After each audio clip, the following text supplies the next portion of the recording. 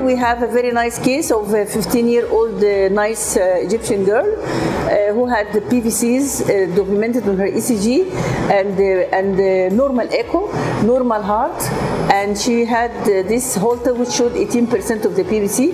The PVC were very strange in shape, coming from the anterior fascicle or nearby.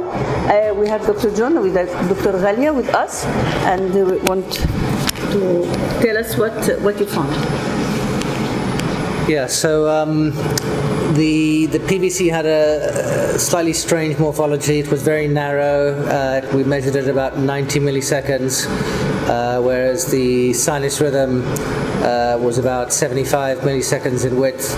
And so we suspected that this might be originating from the anterior fascicle as a right bundle branch block, inferior axis morphology, kind of QS inferiorly, which just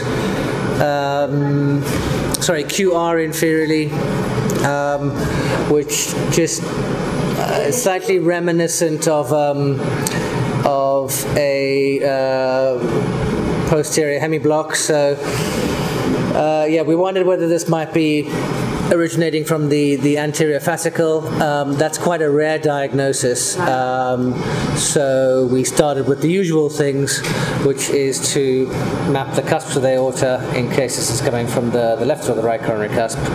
And then we were not early there in either the left or right cusp, or very slightly early, nothing interesting, perhaps on time. And so yes, we then proceeded to map under the left and right cusps, aiming for the fascicle, and then didn't really come across anything too interesting until suddenly we came into an area where there was unbelievable potentials. Yeah. So we can look at the cartoon. We had to use 3D mapping in these difficult cases. Yes.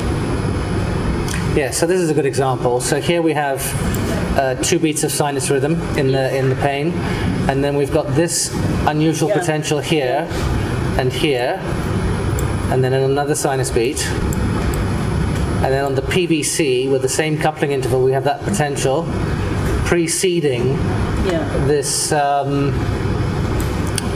this clinical ectopic. So if we go to timing caliper here.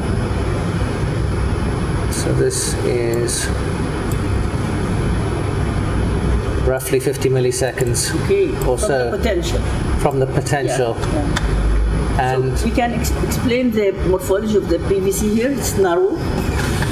Yes, so it's narrow. We can measure it again. I don't know where it ends exactly, but so that's perhaps 87 milliseconds. Yes. Yeah. So extremely narrow for a PVC. So this means this is close to the conductive system. It must be. It must be accessing the conduction system very early, or even coming from the conduction system to become so narrow. So yeah, so we were quite excited about these signals, and it's very unusual. So when you see these kinds of, there's another example here. So maybe that's not the best example. Let's see if we can find a nicer one.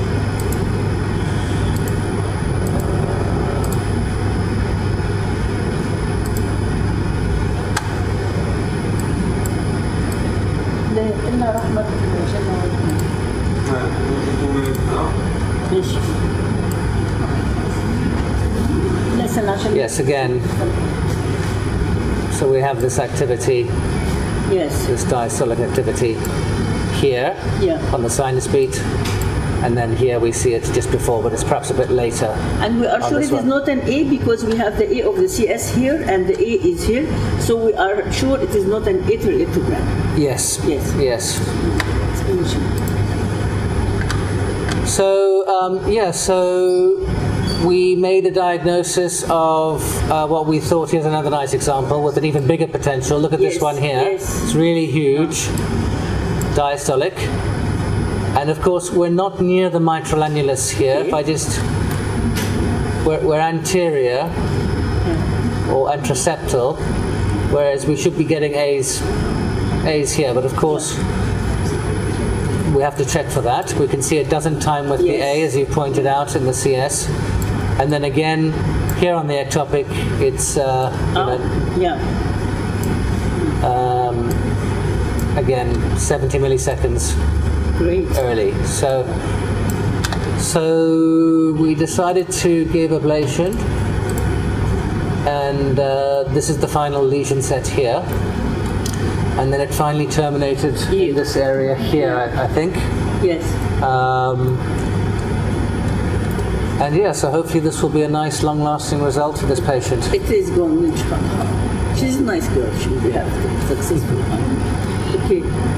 You want to show us, Salah, something here? Thank you. Thank you. The last areas, or the last points which were successful. We are here in the waiting period. We are waiting for 24 minutes. And this is... I will show now, make sure that there is no recurrence. We are there. Of course, we are measuring the ACT and we are giving heparin, and we'll measure ACT and make correction by heparin. Yeah. This is during ablation. I'm trying to get the last. We use unipolar recording. This is a catheter. This is a catheter. I will show the last. Okay.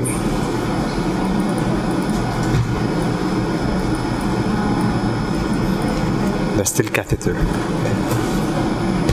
Okay. This one, we ablated on this one. This is the site of ablation. And how early was it? From this potential. Okay, I will increase. Okay. We can measure from here. Yes. It's preceding the QRS complex by 22 milliseconds. The QS pattern is and in the unipolar recording, we can appreciate a QS pattern. Yeah. Okay. Yes. I will show the firing during ablation. Yes, firing during ablation. We can appreciate here the firing during ablation, which is the same morphology of the template. Yeah. Also, we can appreciate now the pace map. This is during pacing. We can appreciate that the morphology or the pattern match, which showed a very similar or almost 98% of the templates. We throughout our study we achieved good signals. We can appreciate here which was 21 milliseconds. Nadia, will show us the anatomy here? Yes, of course. What happened? Dr. John did a very nice map about. This is the aorta. This is the aorta. Yes. The cusps. Can you show us the? This is the aorta. Here we have the mitro-aortic continuity. Okay. So here what posterior view. Yes. Here we have, as we expected from the beginning, that it's an anterior fascicular, possibly. So we go and map the his and the anterior fascicle, which extends with the different branches here, and we go and map in our area, target area, until we find the most important early activation. In fact, here was just the fascicle extension here, and we ablated just above. Of anterior fascicular block? No, because we ablated wherever there was no fascicular potential. We ablated only on the earliest activation, ventricular activation, with the unipolar that is quite early also and sharp negative. So I went to we started 40 and we went to 45 once we found a good response, and it was in fact eliminated. Thank you very much. That was nice.